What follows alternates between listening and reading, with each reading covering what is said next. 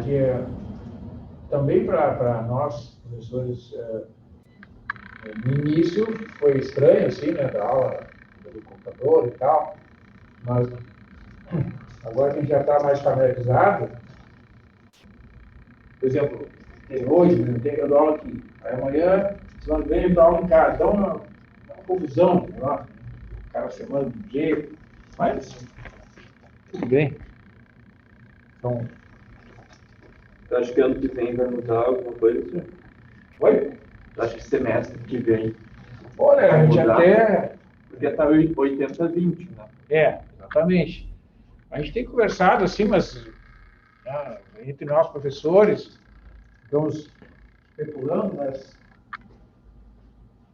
a gente vai ter que aguardar uma decisão do Conselho Universitário, né, que deve ser, eu imagino, pelo que eu conheço da PUC, assim, eu acredito que lá por final do mês de novembro, início do mês de dezembro, já tem uma resposta. Eu acho que a reitoria vai ter uma posição oficial, para as pessoas se organizarem para o outro ano, né? Não só os professores, mas os alunos. Eu me lembro que no semestre passado, um aluno de cálculo numérico falou: professor, estou mudando para Caxias para economizar no aluguel. Ela estava morando de aluguel aqui, né? Se mudou para Caxias, onde tem os familiares lá, os familiares. Muita gente fez isso. Então, se o pessoal quiser voltar, eu acho que a universidade vai levar em conta isso. As pessoas têm que saber com antecedência, né? Para fazer o planejamento. Então. E questão de prova, se vai ser a prova aplicada presencialmente, pois é uma coisa importante. Sim. Né? Eu já aprendi a fazer prova. Exatamente. Eu acho que também é importante uma readaptação. Uma readaptação também, porque assim, se vocês fizerem como era antes, todo mundo vai rodar. Sim, não, e vai ser difícil, assim, né, a história de sopetão, isso considerando que as pessoas estão com um prazo bem maior agora para responder as coisas, né? Então, esse tipo de coisa a gente vai ter que avaliar agora no verão para ver como é que a gente vai fazer essa adaptação, né? Isso é bem importante. A gente estava pensando que seria que eles não tentariam voltar direto com tudo, tentariam uns 50-50. E também tem outra, né, que a gente está pensando assim num cenário mais otimista, que é a diminuição do número de casos, né, a diminuição das restrições, né, que a gente está notando que com o passar dos dias está acontecendo isso, né. Se essa tendência for mantida, eu imagino que as aulas voltarão no modelo presencial. Não sei se na totalidade já no primeiro semestre, mas acho que um bom percentual, pelo menos bem maior do que esse, eu imagino. Eu também estou pensando que vai ser isso. Mas eu não sei se vai ser tudo, né? Pois porque eu não sei, né, como é que, se tem algum estado, algum município que já teve uma experiência desse tipo, que seria, digamos, uma forma de avaliar, né? Voltou todo mundo e deu tudo certo, digamos. Né? Bom, aí beleza, mas não sei se teve essa experiência em outros estados, eu acho. Se voltar tudo tipo como era antes, eu acho que vai ter que ter...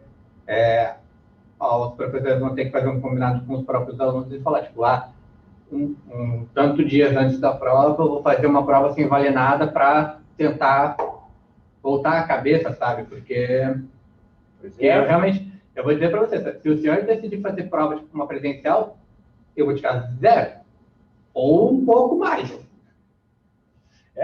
Isso aí a gente tem conversado que vai ser um aprendizado de novo, porque tanto nós quanto vocês, né, a gente não está mais habituado àquele modelo de, tem 1h30 para responder todas as questões, né?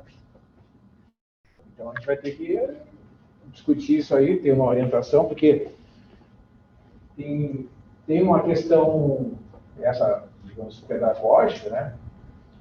Mas tem a questão legal também, né? A gente tem que fazer a avaliação. Eu acho que a melhor coisa que vocês podem fazer é naquela de avaliação de disciplinas, na final, quando termina o ano. Que você já está agora atrás e vai ter a outra no final. Eu acho que vocês deixarem, tipo, botarem uma pergunta. Tipo, como é que você acha que poderia melhorar tal coisa?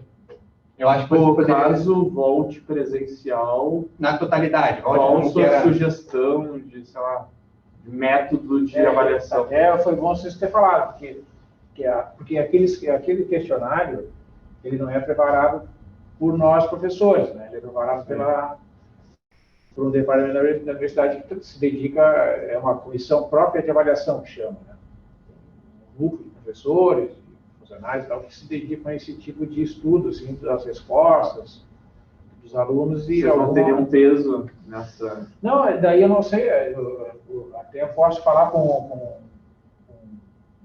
o Augusto, que é coordenador, eu posso passar para ele essa sugestão para ver se daria tempo de, até a segunda etapa, essa sugestão, se fosse, digamos, acolhida, porque eu não sei se haveria tempo, entendeu, de mexer no programa, porque aquilo ali é um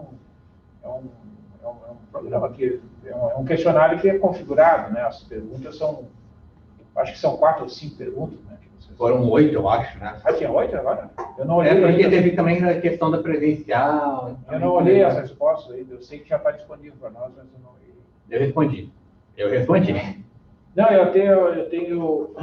eu recebi um e-mail segunda-feira dizendo que está disponível as avaliações, e a sugestão ali é até o dia 29, né, a gente ler ali os comentários, as respostas dos alunos e aí comentar com as turmas. Então eu não tive tempo, quer ver se consigo fazer até o final da semana, para a semana que vem comentar com vocês.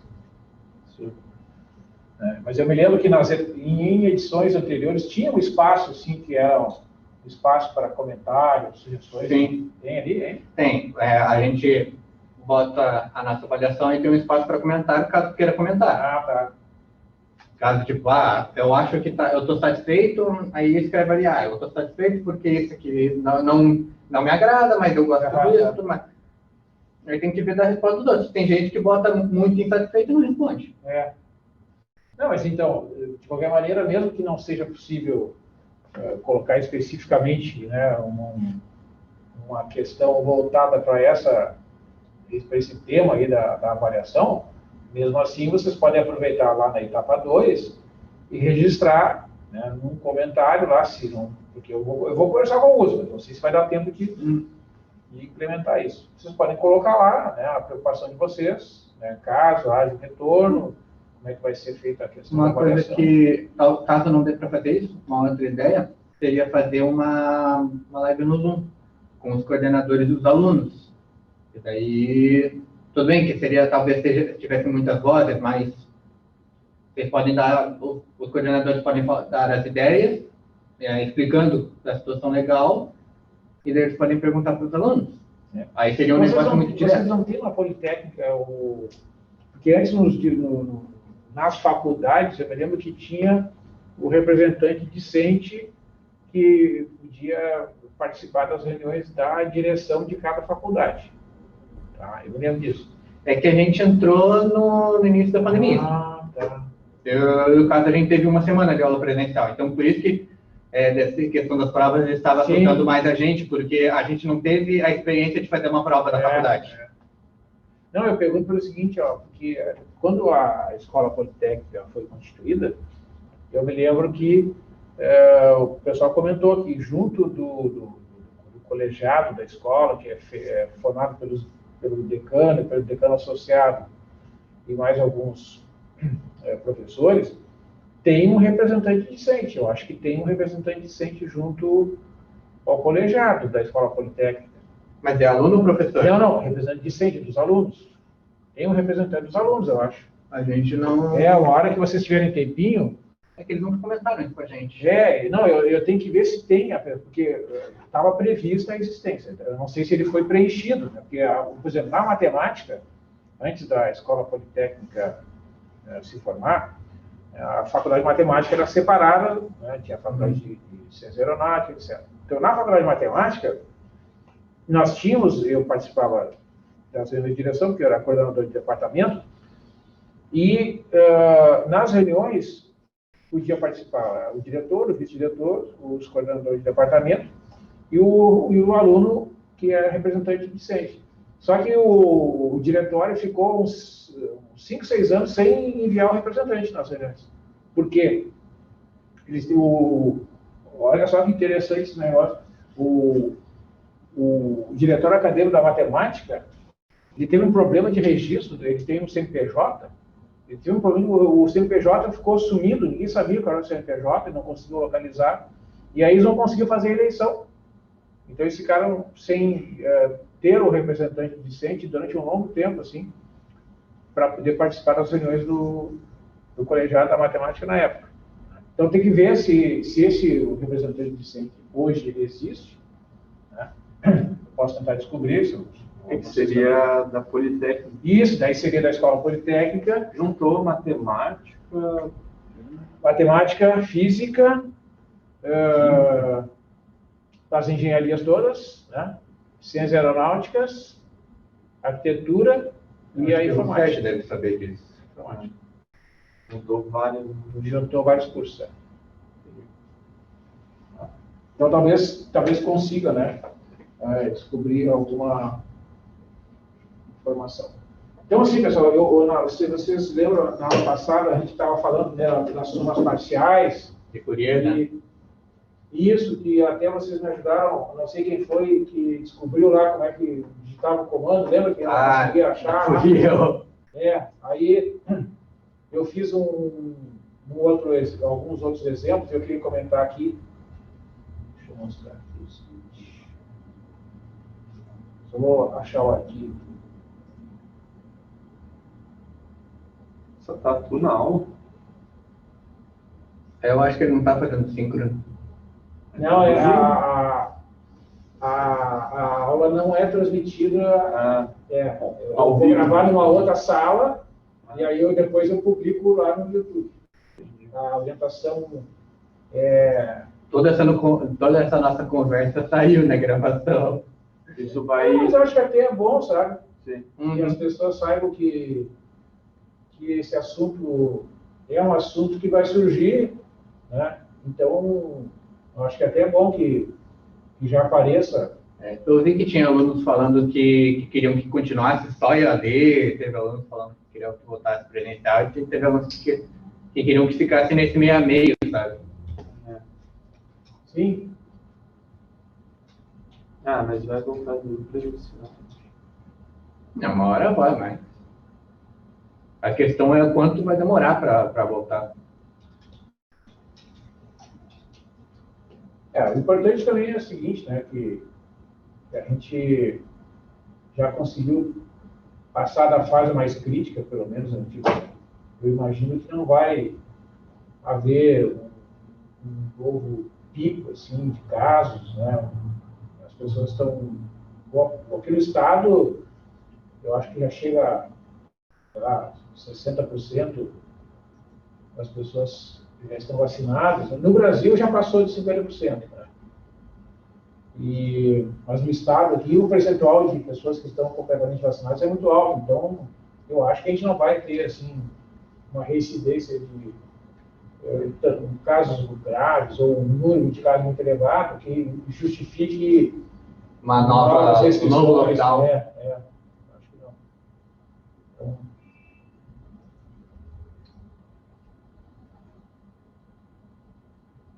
está aqui. Então, assim, então esse exemplo a gente já viu, né? A gente já fez as somas parciais, inclusive. Esse é aquele exemplo da aula passada. O que eu queria comentar aqui com vocês, esse aqui que eu bati cabeça lá e alguém conseguiu me ajudar a descobrir o formato geral da soma parcial.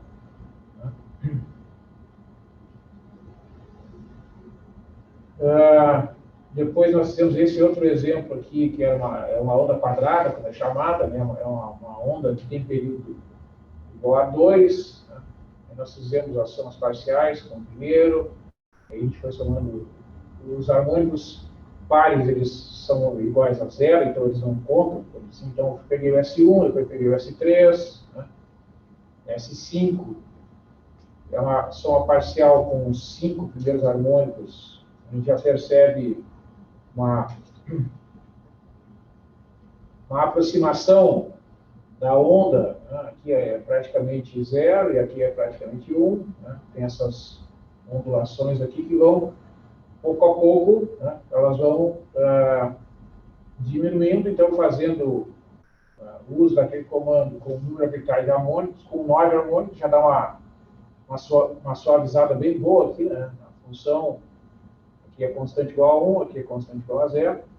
E o interessante é isso, né? No ponto de descontinuidade, que um dos pontos aqui é o 0, ela vai convergir para o limite, para a média dos limites laterais nesse ponto. Então, desse lado aqui o limite é 1, desse lado aqui o limite é 0, a média vai dar 0,5. A soma parcial vai passar pelo 0,5 ali. E fazendo, né, o número de harmônicos aumentar, nós percebemos realmente, né, que as somas parciais da série de Fourier convergem para a função em quase todos os pontos. Né? Nesses pontos de descontinuidade, que eu destaquei no texto, né, menos 3, menos 2, menos 1, 0, 1, 2, 3, etc., os números inteiros, tanto negativos quanto positivos, as somas parciais convergem para a média dos limites laterais à direita e à esquerda de cada ponto, que é o y igual a 0,5. E nas extremidades do intervalo, ocorre esse fenômeno chamado fenômeno de Gibbs, né? Que é esse pico que tem aqui, ó, né? Que nos livros de inglês chama de overshot, né? Em torno de 9% aqui neste caso. Né? Não, isso vocês podem botar lá, eu botei aqui uma soma parcial com 45 harmônicos. Então aqui está bem suavizada a onda, né? Aqui é 1, aqui é 0, 1, 0, mas o pico está ali, ó. Então o fenômeno de Gibbs, você pode usar um N muito elevado, não vai ser eliminado. Não? Ele faz só vai ser suavizado, no caso. A curva vai ser mais... Não, o que ocorre é que o pico ele vai convergindo, né, cada vez mais. No caso aqui, se a gente olhar esse ponto que é o 0, né? Esse pico aqui, ó, esse 9% aqui, tanto acima quanto abaixo, aqui, ele vai cada vez mais ficar próximo aqui do eixo vertical, tá? À medida que aumenta o N. Né? E nos pontos do interior do intervalo, a função é praticamente constante igual a 1 aqui. Então, vocês observam que quando se aproxima do ponto 0, né, do ponto 1, do ponto 2 e assim por diante, vocês têm uma oscilaçãozinha ali, é por causa da ocorrência do fenômeno de Gibbs. Então, ele puxa as ondas ali, né, tanto aqui quanto aqui, aqui, mas esse pico aqui é em torno de 9%, neste caso. Mas ele só ocorre, o fenômeno de Gibbs, quando a função é descontínua em algum ponto. Tá? Se a função tiver um comportamento de continuidade, aí o fenômeno de Gibbs não vai ocorrer. Eu sei que essa é uma pergunta meio tarde, mas para que a gente utiliza isso na vida real? Sim. Não, a pergunta é válida, porque, na verdade, uma das inúmeras, né, aplicações que existe para análise de Fourier é a seguinte. Eu tenho um livro, é o livro do Moretin, né? Depois vocês podem procurar na biblioteca, chama Análise de Séries. O apagador desse quadro tá ruim. Tá. Análise de séries temporais, tá? Então, o que ele faz num certo capítulo do livro, né? Nesse livro, ele apresenta diversas técnicas dessa análise de séries temporais. O que ele chama de séries temporais? São dados, tabelas de pontos, tá? Então, tu pega lá, então ele apresenta, por exemplo, uma tabela que chama Cananéia, né? É uma cidade no interior de São Paulo. Então ele pega e coloca aqui o tempo, né? E aqui a quantidade de chuva. Né? Então no primeiro mês, no segundo mês, no terceiro mês, o tempo aqui é medido em mês, tá? Vai até 120. Então em cada um desses meses aqui, ele coloca a quantidade de chuva. Tá? Digamos, aqui deu 100 milímetros, aqui deu 97 milímetros, aqui deu 85 milímetros, estou chutando. Tá? Aí vai preenchendo aqui até chegar lá no mês 120, tá? Digamos lá, 98 milímetros. E aí, o que ele faz?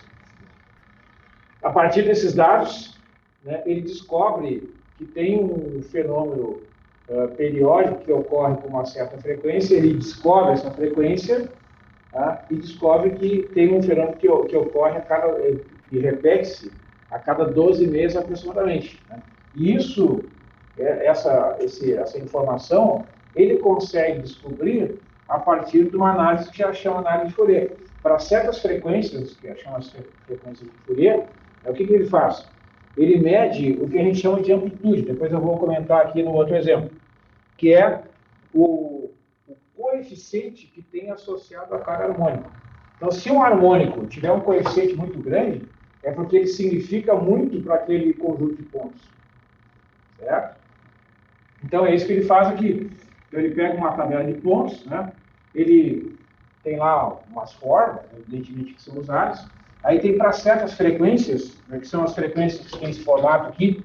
Então, nesse exemplo, né, o que acontece? Nós temos que o N é 120. Tem que compartilhar aqui, senão a pessoa não vai acompanhar nada. Porque você...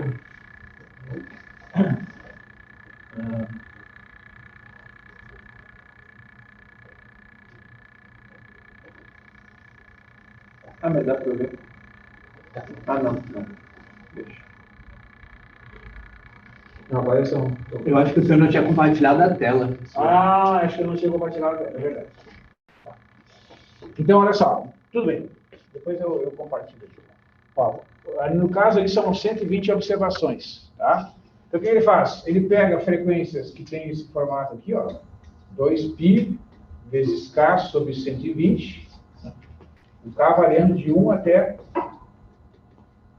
60, tá? Aí, o que ele vai concluir? Eu posso fazer alguns cálculos. Que se o K for igual a 10, tá? Ele vai ter uma frequência, que é a frequência W10, que é 2π sobre 12, tá? Que ela vai ter, associada a essa frequência, uma grande amplitude. Tá? Depois eu vou mostrar ali como é que a gente pode calcular em alguns casos ali. No caso da série de Fourier. Isso significa que, para aquela tabela de pontos, né, tem uma componente periódica de período igual a 12, que responde, né, por um bom percentual da ocorrência de chuva naquele local. Tá? Tem outro exemplo que também tem nesse livro, que são os dados de manchas solares, que são as manchas que são observadas no Sol, de 1749 até 1924. Né? Essa é a tabela que ele publicou ali no livro. Eu descobri recentemente que existe uma tabela mais atualizada que vem até os anos 2000, mas eu não consegui ainda trabalhar com essa tabela. Tá? Bom, pegando esses dados das manchas solares, é possível fazer essa análise de Fourier e comprovar que existem fenômenos que ocorrem. O que são as manchas solares? Explicando um pouco antes. Né? São regiões que são observadas no Sol, onde a coloração ela fica um pouco mais escura e os estudos comprovam que quando as manchas são em maior número, o Sol emite menos energia. Tá? Então, quando o número de manchas num determinado ano é maior, significa que naquele ano o Sol emite menos energia, menos calor aqui para a Terra. Certo? E o que os dados mostraram? Né?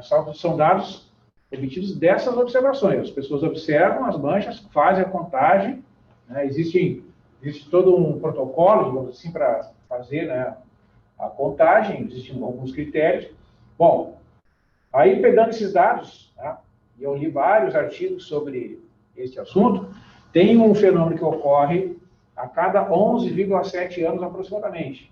Então, o número de manchas aumenta e diminui a cada ciclo de 11,7 anos aproximadamente. Tem um ciclo mais longo que tem 60 anos aproximadamente. Então, tem uma outra quantidade de manchas que oscila a cada 60 anos. Atinge o máximo, depois atinge o mínimo, máximo, mínimo, a cada 60 anos. E esses fenômenos ocorrem simultaneamente, juntos. Tá? Então, é para esse tipo de problema, entre outros, tu consegue separar. Tu consegue separar. Essa é a função. Exatamente. Está acontecendo muitos ciclos ao mesmo tempo. Exatamente. Tu consegue identificar que existem 2 ou 3 fenômenos, 2 ou 3 períodos ou mais, que são cada um deles presentes. Eu acho que eu vi um vídeo que é uma frequência de som, assim, gravado numa sala, e aí ele decompõe todas as frequências do som. Exatamente. E aí, sei lá, se está muito agudo, ele consegue tirar aquele pode som agudo, e aí... Isso, tu pode fazer um filtro, como chama, né? Que daí tu pode filtrar algumas frequências. Sim. Por exemplo, no estúdio, né, de gravação, quando uma banda, um cantor está gravando, aqueles aparelhos permitem fazer o filtro. O que é? Se de repente tem algum instrumento lá que vai numa frequência muito elevada, que acaba ficando incômodo, ele pode filtrar aquela frase, né? E aí aquele som acaba não sendo reproduzido na gravação. E sim, músicas com videoclipe, o som fica bem melhor do que presencialmente. Então, esse tipo de coisa que, entre outras, são aplicações aí das séries. Sim. Mas eu quero mostrar para vocês, então, o que eu preparei ali para uma outra discussão, que é o seguinte. Agora eu vou compartilhar.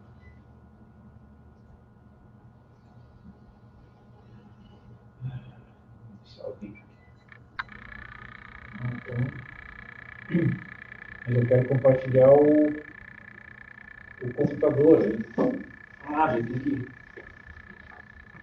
Tem que virar aqui. Está estranha essa imagem. Você não consegue compartilhar? Pois é, deixa eu ver como é que... Aqui compartilhar... Acho que compartilhar é o arquivo ali. Agora sim, né? Tá. Não sei, sir. Não está o arquivo lá? Aqui são as parciais? Sim, o arquivo está aparecendo, porém eu não sei se os alunos que forem ver o vídeo vão ver certinho. Não, agora sim, agora está gravando essa imagem aqui, entendeu? O que está escrito ali, interromper compartilhamento. Então agora ele está compartilhando essa imagem. Tá, então ok. Que nem o que eu faço lá no meu recurso. Não, quando aparece isso aqui é porque é isso que está aparecendo lá na... Então, assim, o que eu quero comentar aqui com vocês que algum de vocês perguntar, algum de vocês comentou sobre a questão de funções pares e funções ímpares, né? Porque é claro que esse cálculo de coeficientes, né, pessoal, quem tentou fazer algum exercício viu que é um esforço tremendo calcular os coeficientes, o AN e o VN, que são integrais, que envolvem muitas operações, né? Tem que calcular seno, cosseno. Então, quanto menor for o esforço, em casos em que a gente já sabe que um determinado resultado lá vai dar zero, para que eu vou calcular uma integral que tem uma página inteira? Né? Não tem sentido. Então, isso vai acontecer nesses casos aqui, ó, em que a função é par ou ímpar.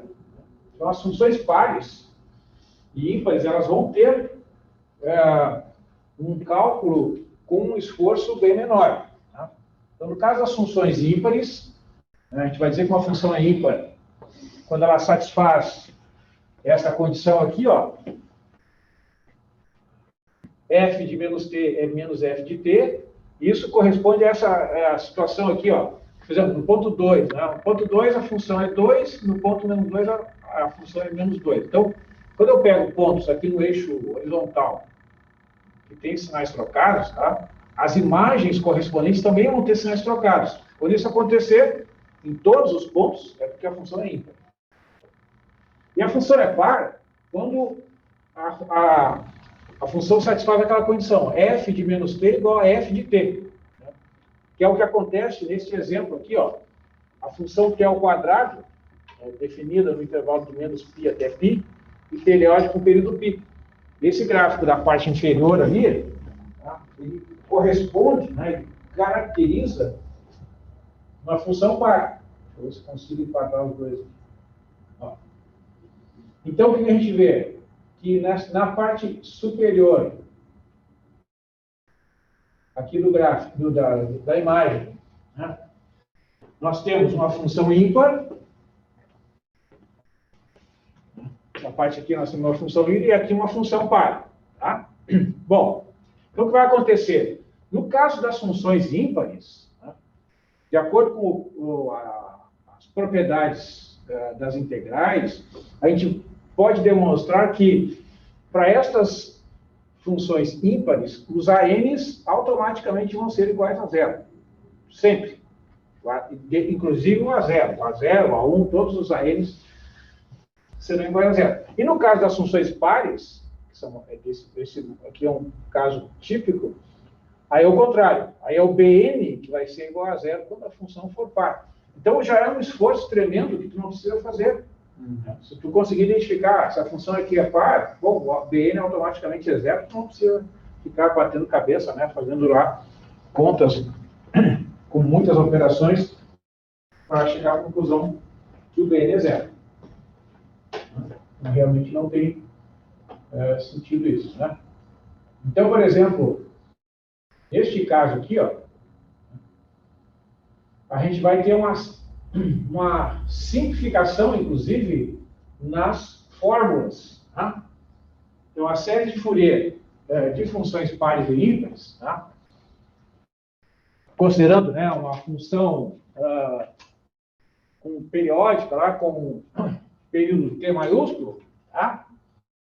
Se ela for uma função ímpar, os coeficientes de Fourier vão ser dados como abaixo aqui, ó. O AN igual a zero, né, se o N for 0, 1, 2, etc. Então, tu automaticamente, a função é ímpar, o AN é zero, não precisa calcular o AN. Tá? E o BN, tu vai, inclusive, modificar a integral. Ao invés de integrar de menos t sobre 2 até t sobre 2, tu vai integrar de 0 até t sobre 2, o produto da f de t pelo seno de n ômega 0 t dt, só que aqui o numerador vai ser multiplicado por 2 vai dar 4. Ou seja, tu multiplica por 2, porque tu integra só na metade do intervalo. Tá? Depois eu vou compartilhar esse arquivo lá no Moodle, estou atualizando ele. Tá? Bom, então o que vai acontecer? Neste caso, né, a série de Fourier da função é chamada de uma série de senos, tá? Porque os ANs todos são eliminados, né? Os cossenos também. Que é o caso do primeiro exemplo desse texto aqui, que é uma série de senos. Nós fizemos lá, né, as somas parciais, inclusive, dessa onda que está aparecendo aí. Tá? Então, já é um ganho, né, um esforço, né, já diminui a quantidade de operações que tu tem que fazer. Tá? Então, nós vimos, né, que essa função aqui é expressa por essa série de Fourier, nós inclusive vimos as somas parciais, etc. Tá? Então, é uma série de senos. Vejam que, né, lá na representação da função através de uma série de Fourier, né, os cossenos que são multiplicados pelo AN desaparecem. Por outro lado, se a função for par, o que vai acontecer é que nós vamos ter uma modificação. Então, os coeficientes de Fourier vão ser dados como abaixo. Os BNs vão ser iguais a zero, né? Para n igual a 1, 2, etc., né? Não importa. Então, tu não precisa calcular o BN, automaticamente, se a função for par, automaticamente o BN é zero. A fórmula do A0 também se modifica, tu vai fazer 4 sobre t, vai integrar na metade do intervalo, de 0 até t sobre 2, f de t dt. E o AN é 4 sobre t, a integral de 0 até t sobre 2, da f de t, cosseno de n, ômega 0 t dt, se o n for 1, 2, 3, etc. Tá? Então, a série de Fourier dessa função é chamada de uma série de cossenos, vai ser f de t igual a 0 sobre 2, mais o somatório, quando n varia de 1 até mais infinito, do AN, cosseno de n, ômega 0 t. E é o caso desse exemplo aqui, ó. O exemplo aqui da função que é t ao quadrado, né, que é esse pedaço de parábola aqui, né, t ao quadrado entre menos π e π, né, é uma função par que vai ter uma série de Fourier dada só por cossenos. Tá? Eu aqui no texto eu já apresentei os resultados, tá? Dos ANs, depois eu posso mostrar para vocês detalhadamente o cálculo desses coeficientes. Tá? Aqui já está a série escrita. Ó. O f de t é π² sobre 3, tá? Mais 4 vezes o somatório, quando ele vai de 1 até mais infinito, de menos 1 na n, cosseno de n vezes t, dividido por n ao quadrado. Então, o que acontece nesse caso, pessoal? A função aqui é uma função contínua. Ela tem esse pedacinho aqui, emenda com esse, emenda com esse. Então, neste exemplo aqui, se vocês fizerem as somas parciais, ela não vai apresentar aquele fenômeno que é conhecido como fenômeno de Gibbs. Certo? Então, aqui eu escrevi, né, as primeiras somas parciais ali, ó.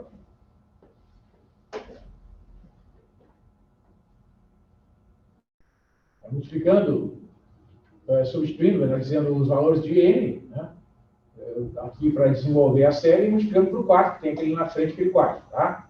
Então, a série resultante vai ser π² sobre 3, que é como se fosse o valor médio da função aqui, menos 4 cosseno de t, mais 4 cosseno de 2t, porque vai dar o... Quando eu substituo ele por 2 aqui, ó, vai aparecer um 2 ao quadrado aqui, no denominador, né? Aí vai cancelar com o 4 que está ali na frente, e vai indo.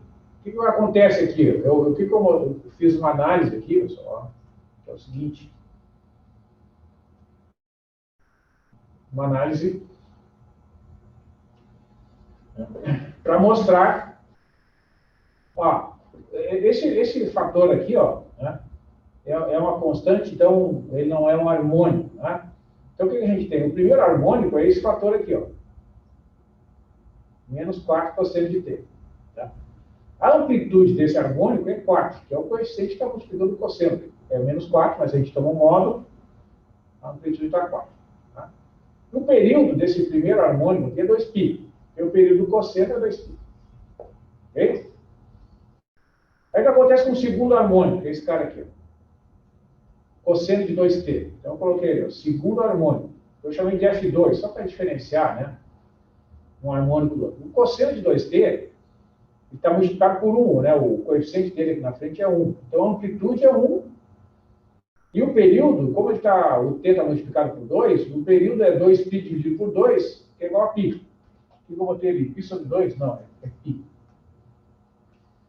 Vou corrigir aqui. Tá.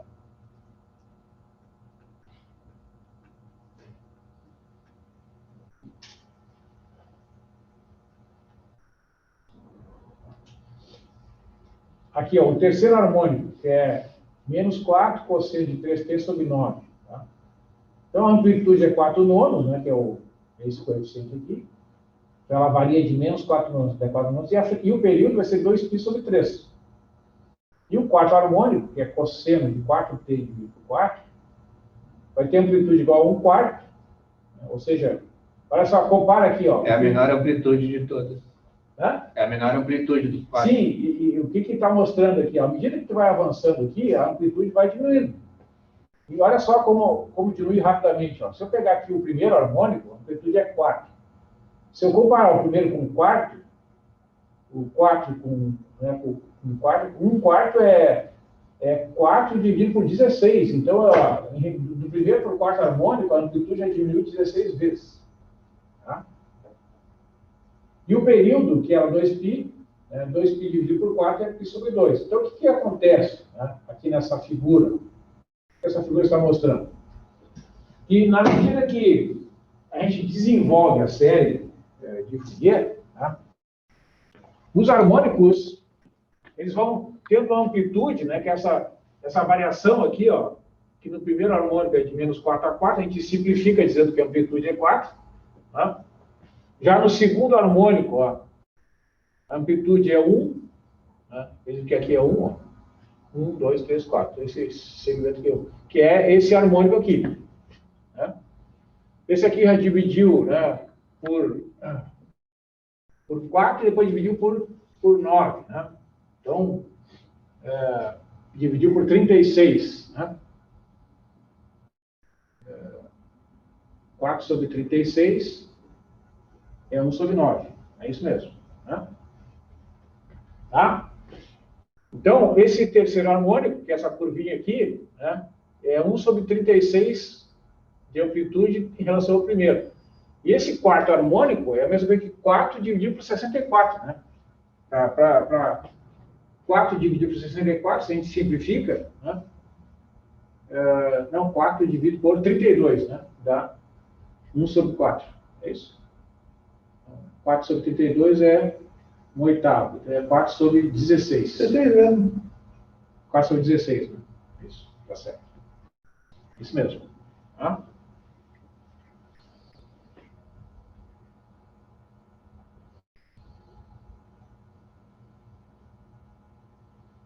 Ah, mas ali eu coloquei um nono, é 4 nonos aqui. Aqui é 4 nonos. Eu estava achando estranho, porque ele vai diminuindo de maneira monótona. É? Do nada, tipo, ficou muito menor e não pode. Não pode. Tá? Ó, divide por 4, depois divide por 9 quartos e aqui divide por 16. Né? 9 quartos é 2, alguma coisa. Não, divide por 4, por 9, por 16. Isso. Em relação ao primeiro. Então eu tenho que corrigir aqui. Que realmente esse aqui a amplitude é 1, né? Esse aqui a amplitude, na verdade, é 4 nonos. Então, na hora de digitar, eu botei menos 1 sobre 9, mas é menos 4 sobre 9, uma coisa assim. Uhum. Tá? Depois eu corrijo. E aqui, ó, eu fiz as somas parciais lá no nosso Wolfram Alpha lá.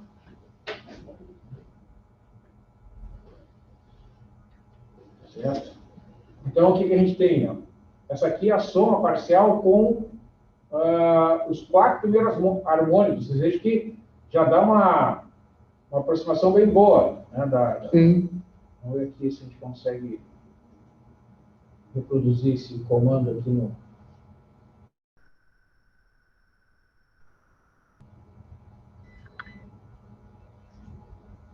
Vou ter que interromper aqui.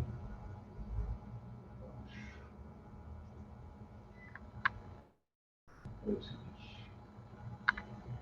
eu entrar aqui.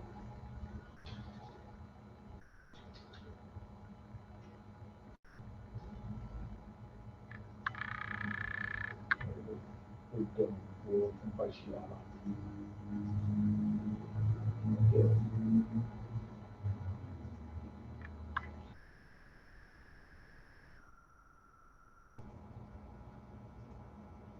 Isso.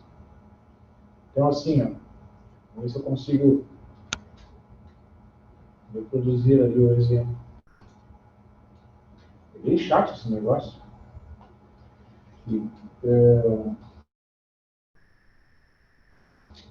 Fazer esses gráficos. Porque tem que botar parênteses a toda hora. Mas, por outro lado, é um recurso muito interessante para a gente analisar a questão da convergência, sabe? As somas parciais.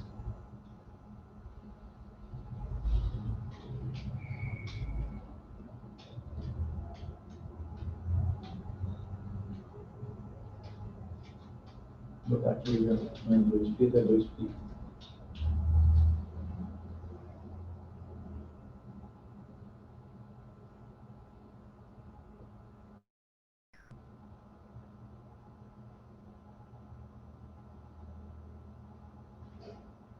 Por alguma razão, ele não pegou aquele π ao quadrado sobre 3 ali. Aqui n ao quadrado. N ao quadrado. Aqui vamos fazer o seguinte, vou botar aqui um parênteses aqui.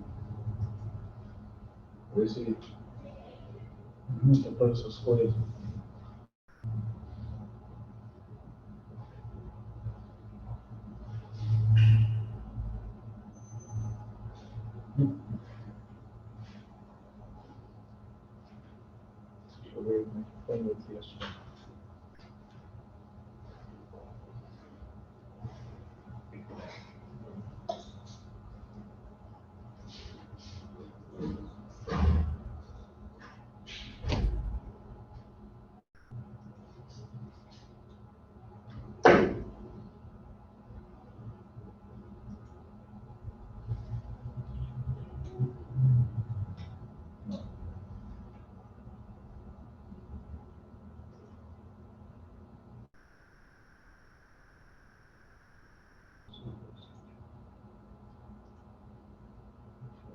Se colocar aqui, né?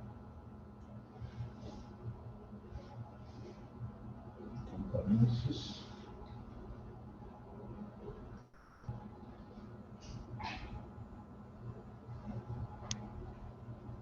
Vou aqui botar um componentes.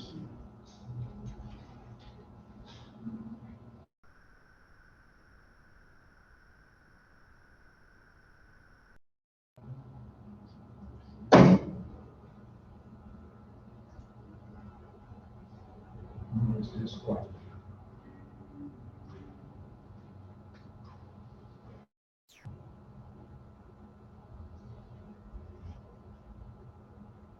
Olha. Então, o que a gente está vendo? Né? Que somando os 4 primeiros harmônicos já dá uma boa aproximação. Vamos botar os 5 aqui. Então, o que eu quero chamar a atenção aqui? Como neste exemplo, o AN ele tem esse coeficiente aqui, ó, menos 1 na N sobre N ao quadrado, ela vai convergir mais rápido essa série de Fourier. Se eu preciso olhar os exemplos anteriores, para conseguir uma boa representação, a gente tinha que trabalhar com uns 15 harmônicos, mais ou menos. Aqui, com 5 harmônicos, já dá um gráfico bem próximo do gráfico da própria função. Porque quanto maior for o expoente que aparece ali no denominador, mais rápido é a convergência. Então, por exemplo, vou botar aqui, ó, de 1 a 10, aí vou estender um pouquinho o intervalo, vou botar em menos 3π, até 3π.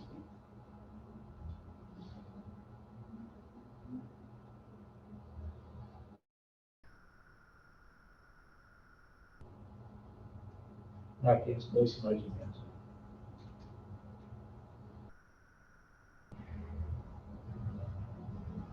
Ó, olha só. É uma representação perfeita. Se a gente comparar com os exemplos anteriores, quer ver? Vamos pegar o exemplo da aula passada.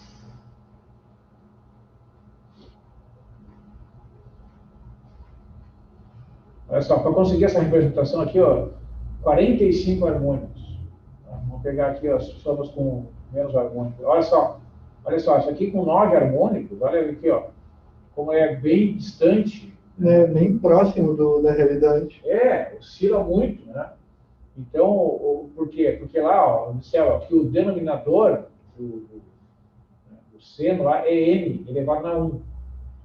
Certo? Então, o que acontece? Ele amortece muito lentamente comparado com n ao quadrado. Então, tu precisa de mais harmônicos para eles irem cancelando os outros, né, para dar aquele valor constante ali. Enquanto, neste caso da função t ao quadrado, né, como cada harmônico está dividido por n ao quadrado, quando chegar no 10, ó, imagina, quando tu eleva 10 ao quadrado, isso dá 100. Né? 4 sobre 100 é 1 sobre 25. Então, esse 10º harmônico vai dar uma contribuição de 1 sobre 25, que é quase nada. Então, por isso que ela converge mais rapidamente, né, para o gráfico da função. E, além disso, não tem, né, aquele probleminha ali, ó, como ela é contínua, né, ela vem aqui assim, ó, ela tem uma pequena oscilação, dá para ver ali, ó, né, mas depois ela corrige. Né. Se eu botar um valor mais elevado, vou fazer um testezinho. Aí tem a questão de resolução, né, do computador, dos cálculos que são feitos numericamente e tal, mas olha só, é uma aproximação muito boa. Mas, assim, realmente, né, essa pergunta que fizesse a respeito, né, das aplicações, né, dessa técnica. Bom, na verdade, o que nós temos, né? Nós temos o seguinte, que a série de Fourier, né, ela tem uma característica. Acho que eu vou ter que diminuir um pouquinho a luminosidade aqui, que daí acho que vai. Esqueci de botar o microfone hoje.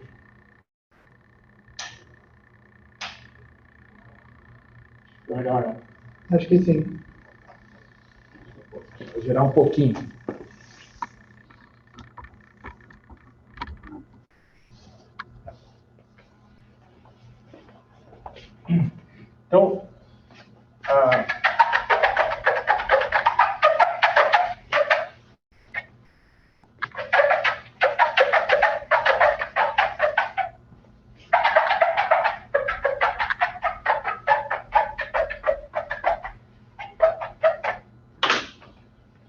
Então, de modo geral, né, o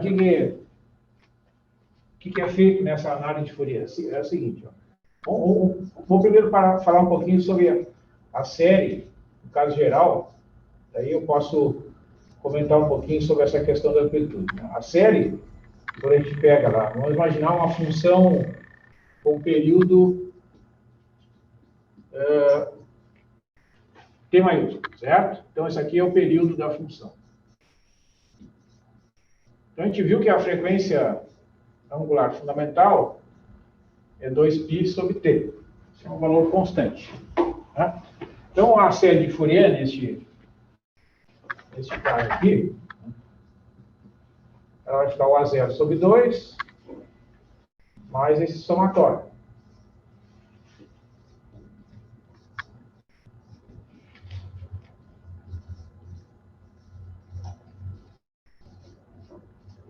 Bom, aí tem todo a discussão, pessoal. Por quê? Que é a seguinte. Essa frequência aqui, ó, uma vez que ela está fixa, certo? 2π dividido por 2, vamos supor que o t seja 2, aí o 2π dividido por 2 dá π. Se o t for 2π, a 2π dividido por 2π, a frequência angular fundamental fica igual a 1. Então isso aqui é fixo, certo? Então quando tu desenvolve a série de Fourier, o que vai acontecer? Só vai multiplicar o ômega zero por valores inteiros. Então vai ter o A1 cosseno de ômega zero t mais B1 seno de ômega zero t. Então tu multiplicou, substitui por 1, certo? Então tu vai ter uma frequência angular aqui. Se o n for 2, vai ter A2 cosseno de 2 ômega zero t mais B2 seno de 2 ômega zero t. Aí vem o A3 cosseno de 3 ômega zero t mais B3 seno. Então, qual é a característica da série de Fourier? Que isso originou muitos questionamentos, né, quando o Fourier apresentou a teoria. Por quê? Este desenvolvimento está mostrando que só vai aparecer no desenvolvimento dessa série determinadas frequências que são múltiplas inteiras do ômega zero. Então, aqui o ômega zero está multiplicado por 1, aqui está multiplicado por 2, aqui está multiplicado por 3. Então, tu não vai ter todas as frequências possíveis imagináveis. Tu vai ter um chamado espectro de frequência, um determinado conjunto de valores que vão aparecer no desenvolvimento da série. Aí a gente pensa no mundo real, como nesse caso lá, o cara está tocando um trompete lá, o cara está tocando um piano. Ele não vai ter um conjunto discreto de frequência, ele vai ter uma variação contínua de frequência. Essa é a grande diferença. Então, o que é possível fazer com a análise de Fourier é captar aquelas frequências que são múltiplas inteiras da frequência angular fundamental. Então, se tu tiver um fenômeno periódico, tá? E naquele fenômeno periódico estiver presente as frequências que são múltiplas inteiras da frequência angular fundamental, a tua técnica vai captar. Como nesse exemplo das manchas solares, tá? Aquele conjunto de pontos lá, ele foi analisado e foi percebido, tem um negócio acontecendo aqui a cada 11,7 anos aproximadamente. Porque aquela frequência, ela aparece ali nos dados e a análise de Fourier foi capaz de identificar que aquela frequência está presente. Bom, mas e se não estiver presente? Ela pode estar bem pertinho. E digamos, se a frequência, fazer um chute aqui, digamos que a frequência seja 5 Hz, tá? Aí se tu consegue, na tua análise de Fourier, usar o 4,8, o 4,8 está perto do 5. Então ele vai apresentar um coeficiente bem elevado, porque ó, esse negócio aqui está perto da frequência que está acontecendo lá. Tá? Então isso também acontece. E como é que mede essa energia, digamos assim, né, que aquele harmônico carrega com ele? É com esta quantidade aqui, ó, que chama amplitude do enésimo harmônico. Nos livros de engenharia se usa o termo energia. A gente escolheu essa matéria. A gente escolheu estudar engenharia mesmo. A gente vai ter que aguentar. Não, esse aqui é um cálculo que, por exemplo, se eu pegar, né, esses exemplos que nós fizemos aqui, muitos deles são exemplos que a série já está desenvolvida, então não vai ser muito interessante. Mas a gente pode pegar um exemplo de uma tabela como essas, as manchas solares, por exemplo. Né? O que vai acontecer? A gente pega os harmônicos presentes, tá? E calcula para cada harmônico a energia associada a ele, que é chamada de amplitude, que é dada por essa fórmula aqui. O Rn é a raiz quadrada, né, do AN ao quadrado mais o Bn ao quadrado. Tá? Então, para o primeiro harmônico, tá, vai calcular o R1, para o segundo harmônico, vai calcular o R2, para o terceiro harmônico, vai calcular o R3. Veja, para ser classificado como primeiro, segundo, terceiro harmônico, essas frequências angulares têm que ser iguais. Tu não pode pegar o cosseno do 3 ômega 0 com o seno do 5 ômega 0. Aí não casa. Certo? Bom, aí tu calcula para cada harmônico a sua frequência, a sua amplitude, está dizendo. Aquele harmônico que tiver um maior coeficiente, que é o Rn, significa que ele carrega com ele uma grande quantidade de energia. Quer dizer, ele representa bastante informação para aquele conjunto de pontos. Ele pode estar na primeira posição, pode estar na segunda, pode estar na terceira, pode estar na 10ª, na 20ª, enfim. Entendeu?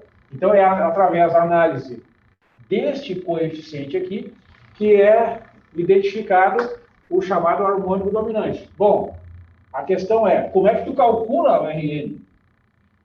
Porque assim, ó, na teoria da série de Fourier, como a gente está fazendo aqui, eu tenho uma fórmula para calcular o A1, o A2, o A3, o B1, o B2, o B3, eu substituo aqui e está pronto. Só que como tu tem um conjunto de pontos que é resultado de um experimento, tá? Medição das manchas, aí é uma outra fórmula que é utilizada. Porque vocês lembram lá, vocês fizeram o cálculo, né? Lembra das somas de Riemann? Lembra da soma de Riemann? Quando tu calcula uma integral por um somatório ali? Então, cálculo 2. Cálculo 2. Ó, o que é uma soma de Riemann? Vai calcular uma integral, que é uma área. A integral pode ser representada por um somatório. Né? Isso, exatamente. Então, o que acontece? Você vai calcular essa área aqui, ó. A gente chegava na maior aproximação possível. Aí tu pega aqui vários pontos e tal, né? Aí pega um pontinho aqui, um pontinho derivava. aqui. Não, aí tu faz um negócio que chama soma de Riemann, que é o seguinte, é o somatório, quando I varia de 1 até N, de F de XI, vezes delta XI, tá? Isso aqui é aproximadamente a área daquela região ali. E tu vai estar somando a área desse aqui, com esse, com esse, com esse, com esse. Vai somando esse negócio aqui, vai te dar uma aproximação da área. Isso aqui é uma aproximação da integral, na verdade. Certo? Então, o que é uma soma de Riemann? Uma aproximação de uma integral. Bom, cada um desses ANs é uma integral. Cada um desses BNs é uma integral. Então, tu consegue pegar, se tiver uma tabela de pontos, como manchas solares, ou quantidade de chuva que cai numa cidade, etc. Bom, em vez de calcular os ANs e os BNs por integrais, tu vai calcular por somas. Certo? Bom, como é que são essas somas que definem os coeficientes aqui? Vão ser parecidos com as integrais. O AN, lembra lá como é que calcula a N? É a f de t multiplicado pelo cosseno, aí tu integra. Então, para calcular o AN, no caso de uma tabela, tu vai pegar uma soma de rima que seja f de t vezes um cosseno. Cosseno de qual resultado? Das frequências de Fourier. Por isso que naquela fórmula que eu apresentei para vocês antes, tu vai ter certas frequências, aí tu vai calcular os coeficientes na versão discreta, que é a versão da soma de rima, porque a soma de rima ela é uma aproximação da integral. Ó, isso aqui é uma aproximação dessa quantidade aqui. Então, toda a integral ela pode ser expressa por uma aproximação desse tipo. Então, como os ANs e os BNs são dados por integrais, eu posso fazer por somas de rima. Porque, na verdade, é isso que vai acontecer na prática, quando eu tenho experimentos. Eu tenho um conjunto de pontos lá, 120 observações de, digamos, pega uma chuva que caiu em Porto Alegre de janeiro de 2021 até 31 de dezembro. 1º de janeiro de 2021 até 31 de dezembro de 2021. Aí tu vai ter toda a quantidade de chuva caindo em um ano. É? Vai ter lá uma certa quantidade de observações. Né? Então, o que vai acontecer? Tu é capaz de analisar se tem alguma componente periódica. Só que, em vez de usar essas fórmulas que nós estamos vendo aqui, tu vai usar uma soma de Riemann para aproximar o AN e os BNs. Aí, tu vai ter condição de calcular essas amplitudes para identificar se tem alguma componente periódica presente naquele conjunto de dados. Essa tu vai identificar pelo RN. Pelo RN. Maior RN. É isso, quanto maior for o RN, bom, nós digamos aqui, ó, concluo que o R10 lá, né, é o maior coeficiente, corresponde ao 10º harmônico, né, certo? Então, o 10º harmônico, né, digamos lá que tu tenha 120 observações, né, corresponde a um período de 12 meses. E aí, vamos supor, o 20 harmônico deu também uma coisa alta. E aí, tem uma relação entre o 10 e o 20? Sim, porque, na verdade, bom, aí o que acontece, né, se tu tiveres, né, um fenômeno periódico de período 12, tá? Aí ele vai acontecer a cada 24 meses também, porque como se repete a cada 12 meses, ele vai acabar se repetindo a cada 24 meses também. Meio que a prova real seria estender até o 20, aí para dar de novo esse pico.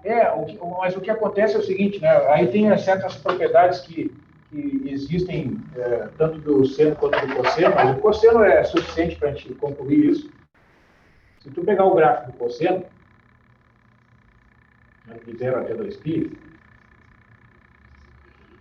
esse é o intervalo de tempo, né, que tu precisa para o cosseno completar um ciclo, certo? Ele sai aqui do 1, né, chega aqui no menos 1, quando o x é igual a π, e depois ele volta a crescer de menos 1 até 1. Então, o que acontece? Tu não precisa analisar de 0 até 2π para ter todo o conjunto de imagem, porque quando o x varia de 0 até π, ele já completa todas as imagens possíveis. Aqui é uma repetição. Ele precisa desse intervalo para completar um ciclo. Mas os valores das imagens já se repetem, certo? Então, se tu tem, no caso das manchas, por exemplo, 120 observações, tu não precisa fazer 120 frequentes, faz de 1 até 60. Porque das 61 até 120 é uma repetição. É o que acontece aqui, ó. Tu pega esse ponto aqui, ó, a imagem dele é a mesma que esse. Então, como tu já sabe esse aqui, tu não precisa calcular dele de novo.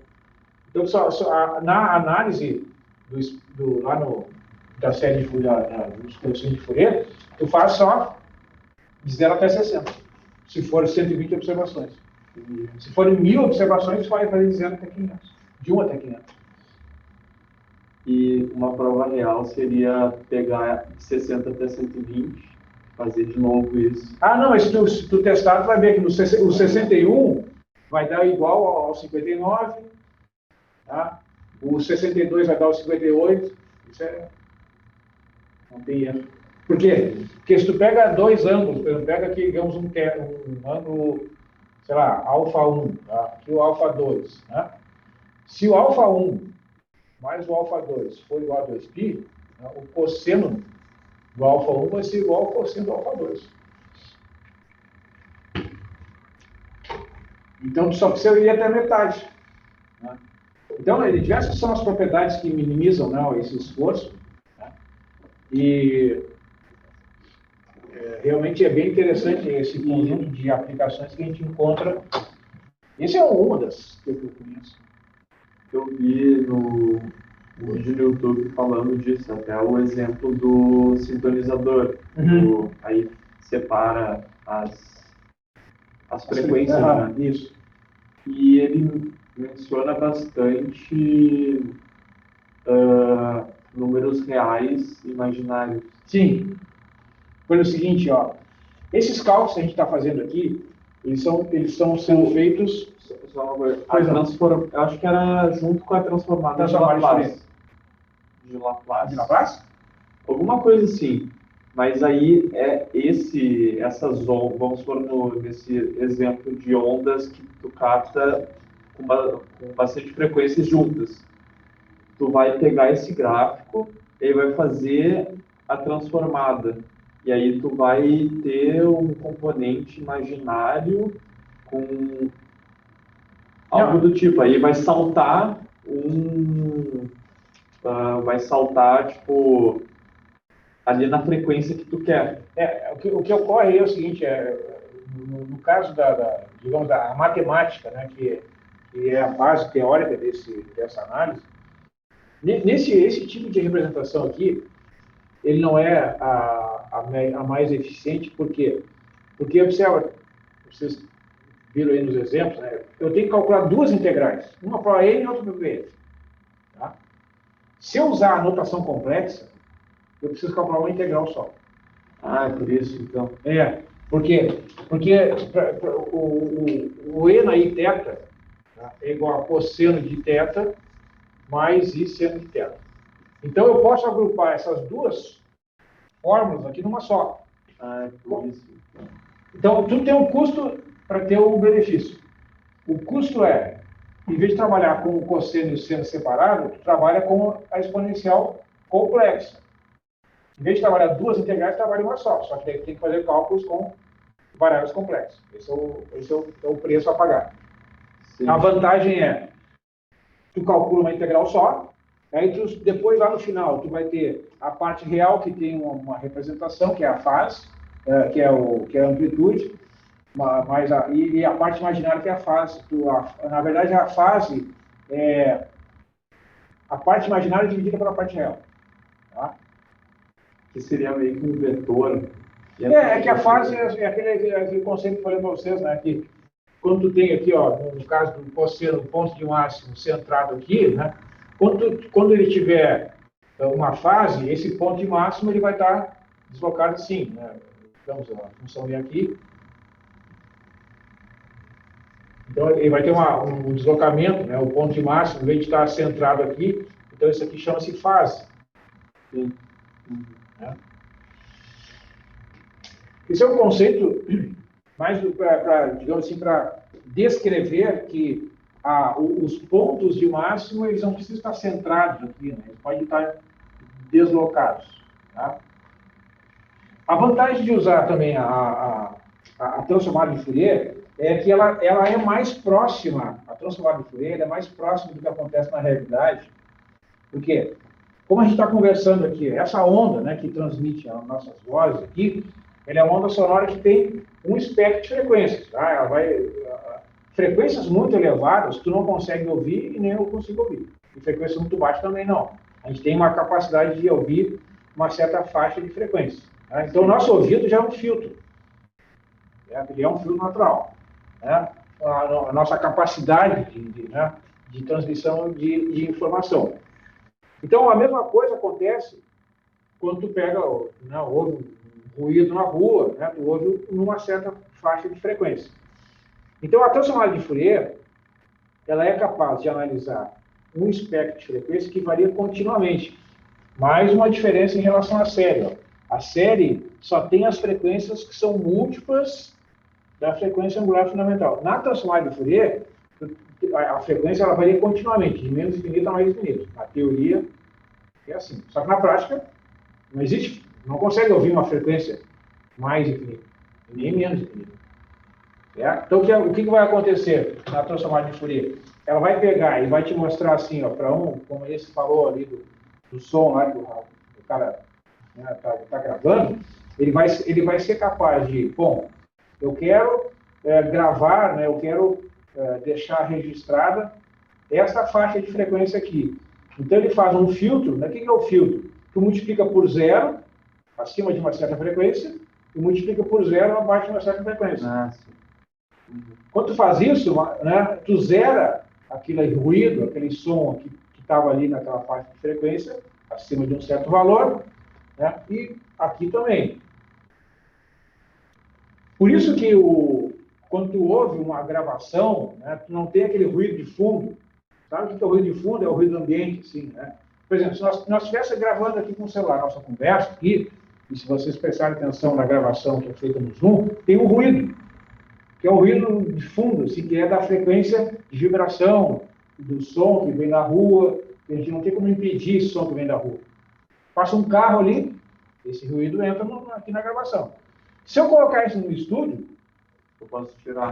Exatamente. Esse ruído, ele tem uma certa frequência, eu vou lá e identifico, ó, a frequência, sei lá, 600 mil Hz. Aí eu pego, eu tiro aquele ruído. Sim.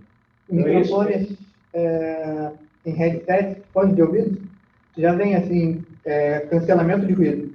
Sim, sim. Aí tu pega e fica um som mais limpo. Transformado ou pela série? Não, pela transformada. Eu acho que esse vídeo foi da transformada. Isso. Porque, na verdade, quando tu usa isso que chama filtro, né, é uma aplicação do conceito da transformada de Fourier.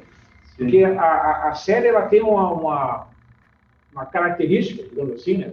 É isso que eu estou querendo dizer para vocês. Ó.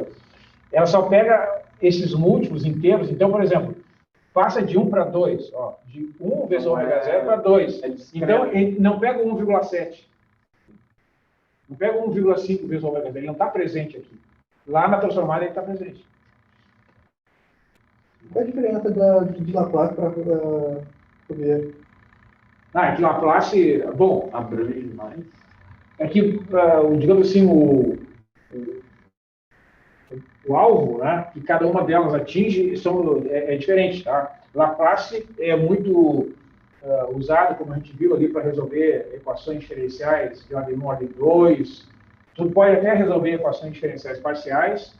Tá? E a transformada de Fourier, ela tem essas aplicações. Bom, a série de Fourier tu pode resolver a equação do calor com ela. Tá? E a transformada de Fourier, ela tem essas aplicações. Tu pega um sinal, né, que entra no equipamento, tu analisa aquele sinal pelas frequências presentes e tu consegue tirar aquelas frequências indesejadas, entre outras aplicações. Isso com a classe não consegue fazer. Então, são coisas distintas. Né? Elas são transformadas integrais. A diferença entre elas é que, numa, né, tu tem uma integral da f de t multiplicado por e na menos st. Quando a gente for ver a transformada de Fourier, a gente vai ver nas próximas aulas, aí vai aparecer a exponencial complexa. Se Laplace não aparecia. Não, Laplace não aparece. Então, na verdade, a exponencial complexa, ela carrega, através dessa identidade aqui, ó, tanto a contribuição do cosseno quanto a contribuição do seno. Quando eu faço esse cálculo aqui, ó, eu estou fazendo separado. A contribuição do cosseno está aqui e a contribuição do seno está aqui. Na transformada eles estão juntos. Claro que aí é uma questão assim, né? Para quem está familiarizado com o cálculo envolvendo variáveis complexas, é tranquilo. Mas para quem não está familiarizado, né, aí tem uma série de operações, tu tem que trabalhar com divisões envolvendo números complexos, tem que trabalhar com a forma polar. Aí a parte técnica acaba sendo um empecilho, né, o bom entendimento. Né?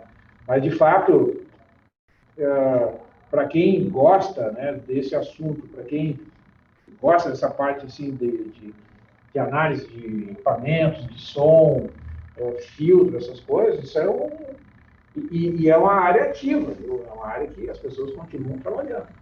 Por exemplo, esses exames que são feitos agora através de diagnósticos, através de imagens, né? A pessoa vai fazer uma ecografia, vai fazer uma endoscopia, e vários outros exames. Hoje a pessoa vai fazer um exame, por exemplo, num órgão interno, não precisa ficar hospitalizada lá, fazer uma cirurgia. Não, faz um exame de imagem e o médico consegue diagnosticar diversas enfermidades. Tá? E como é que a imagem, né, é analisada e como é que ela é gerada? Através de equipamentos que transformam, né? Porque matematicamente, o que acontece? O tecido, né, interno lá de uma pessoa, ele tem uma certa cor, mas lá dentro é escuro. Né? E tem uma câmera ali, né? Então essa câmera manda a luz, essa luz reage ali com o tecido, produz um certo brilho e aquilo é processado. Eu já assisti algumas palestras de pessoal explicando, né, como é que, por exemplo, um médico identifica que uma pessoa tem, sei lá, um câncer de pele, por exemplo. É pelo mundo. O primeiro de ano. São coisas bem sofisticadas, assim, né?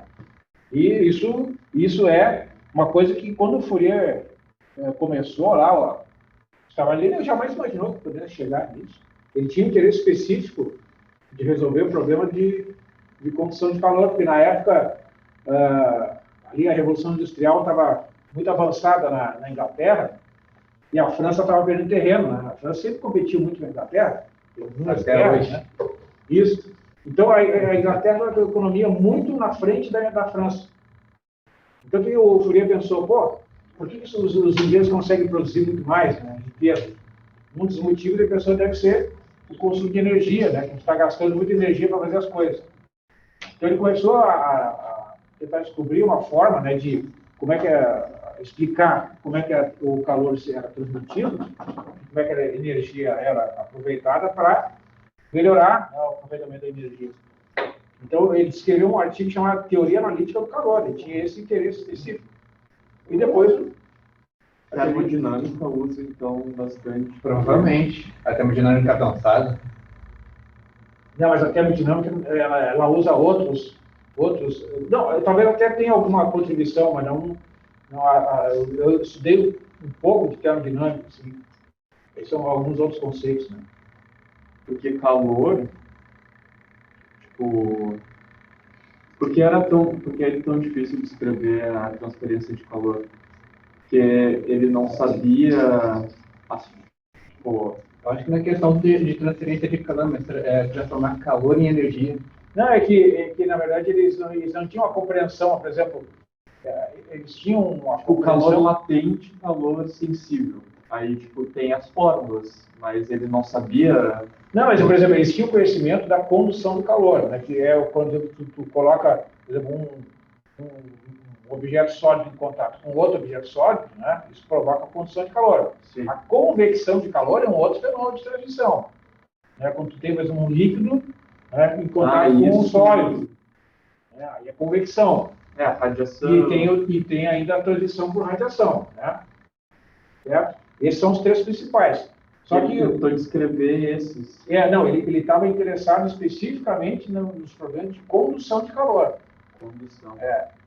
A gente trabalhou muito com líquido em termodinâmica. Aí é processo convectivo, né? A gente vai ver mais em mecânica de fluidos. Provavelmente a gente vai ver esse negócio de... A gente fez mais, a eficiência da bomba. Calcular pela entalpia. Isso, aí são outros conceitos. Pessoal, vamos encerrar aqui. Melhor que não. O estágio tá... Cara, o estágio foi